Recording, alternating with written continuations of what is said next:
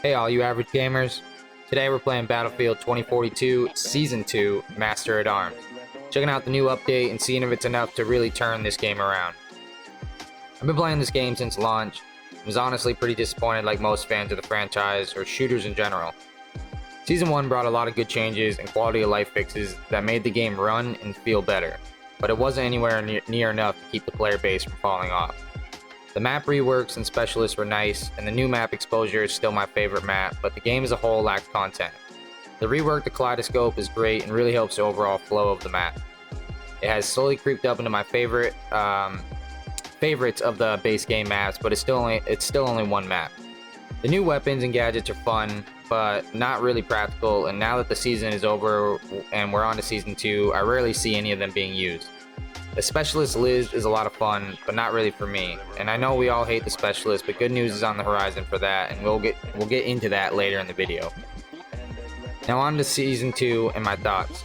Honestly, it's fucking awesome. I can't get enough of the new map, and the new weapons are great. I can't get enough of the game right now, but being a longtime vet of the series, I know this game still has a long way to go to be where it needs to be to keep the player base from falling off and to keep them engaged. Let's start with the new map. Stranded is really a throwback to the days of Metro and Operation Locker. It's a real meat grinder of infantry warfare. The map is kind of insane with all the verticality and different paths, nooks, and crannies you can get into. Now, McKay and Sundance, they thrive on a map like this, and it can be a ton of fun to see all the potential plays and outplays that can be made on this map. I've had a lot of fun with the new map, and I hope DICE can keep it up with the quality over quantity on these new maps. I'd really like to see at least 2 new maps a season, but if they can keep up the reworks in the vanilla maps, then I can be patient on new maps. Later this season, both Renewal in September and Orbital in October are being reworked, and what we have seen of the map so far looks really good. They really need to overhaul Hourglass, but for now, I can deal with it, I guess. Fuck Hourglass. Honestly, I would rather just see the map yeeted from the rotation till it does get reworked, but hey, what do I know? Exposure is still my favorite map overall, but this new map, Stranded, is a lot of fun and can create some insane classic Battlefield moments. The new Specialist Crawford is a cool new addition to the game. With having the minigun as a gadget, he can be used to really lock down tight corridors and pathways.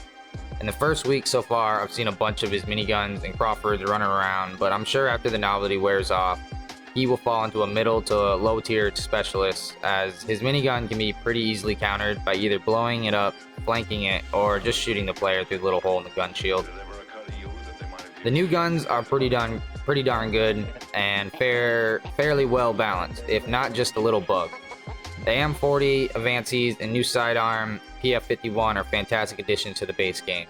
The vault weapons from Portal are, well, they're not quite right. I don't know, it's hard to really put my finger on it, but the guns just don't seem balanced for all-out warfare. They also have no additional camos or attachments outside of what they have in Portal. I spent more time with the M16 and the M60, but both don't feel right. The bullet spread is almost like a shotgun rather than an assault rifle, and the damage output seems to be less than other guns in the game. It seems the team at DICE are aware of this, and it should be patched soon. The AM40 is really good, especially once you unlock all the attachments. Other than the clip size in the game not matching the details in the collection screen, I would say the gun is a great all-around gun. It does have the same headshot multiplier as SMGs rather than assault rifles, and I'm not sure if that's a bug or a design choice due to its incredible fast rate of fire. The Avances is definitely the best of the LMGs, and if that's your playstyle, you will really like this gun. It has more attachments than the other LMGs and has little to no recoil.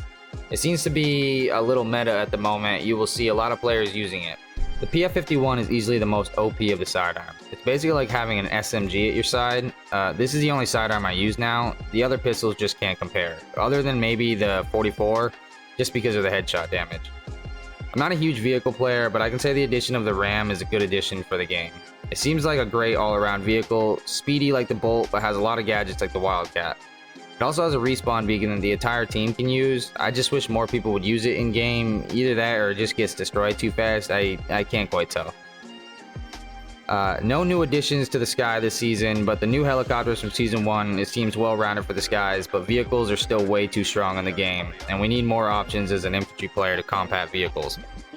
Now let's talk the future of Battlefield 2042 and what is on the horizon for the series. At the time of posting this video, we have no idea if we will get any content beyond the 4 seasons, which was promised with the purchase of the Ultimate Edition for the game. If I were to guess, with the announcement of the next game already being in production, that this game will most likely only get the 4 seasons of content. That being said, the future of the franchise looks bright, but I don't want to get overhyped like I did for this game. In Season 3, we are supposed to get a rework to the Specialists with the addition of classes like the old Battlefield games. Honestly, this is how the game should have launched. I'm not completely against Specialists. I understand the game needs to evolve, but losing the classes outright I feel was a detriment to the series as a whole. It kind of takes away what made this game stand out, or at least one of the key pillars to the Battlefield game, and that's teamwork. Right now this game is really just a big TDM rather than a team working towards a common goal. So overall, I would say if you're waiting on this game to get better, I would say now is the time to jump in. It's only going to get better, and it's at a point that the game is running well and still has incredibly fun sandbox. It's still an incredibly fun sandbox where you can make only in Battlefield moments. Well, that's it for me and my thoughts on Season 2. Let me know what you think in the comments below, and if you enjoy the content, don't forget to like, subscribe, and hit the little bell so you can get notified anytime I put out new content. Also, check out my other channel, which has my Let's Play from my streams on Twitch. Links below if you ever want to stop by on Twitch and say hi. I would love to get to know all of you much better. Positive vibe or die, y'all. Much love. I'm out.